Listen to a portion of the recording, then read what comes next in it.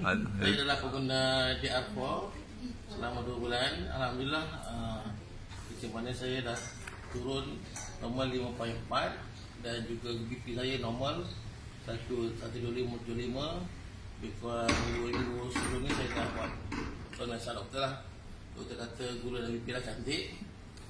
Kemudian protein dalam buah pinggang pun dah turun. Jadi insyaAllah kata dia dalam 2 bulan lagi dia akan cek untuk buah pinggang lah. Kemudian dari segi kesihatan saya, dulu kaki sebelah kiri saya ni ada bengkak sikit lah. Sebab kencing manis. Nampak dan pergerakan saya agak kata orang tu lambat. Tapi setelah 2 bulan menggunakan produk ni, alhamdulillah saya lebih sihat dan pergerakan pun agak lebih cepat lah untuk kita bergerak ke sana sini.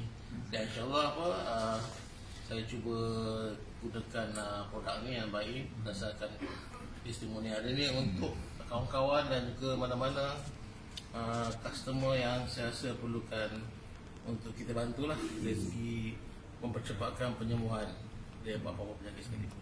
Okey, terima kasih Ustaz. Boleh saya tahu berapa lama Ustaz dah guna ni produk di Walton ni? Walton ni saya guna lebih kurang untuk 2 bulan. Saya ambil kapsul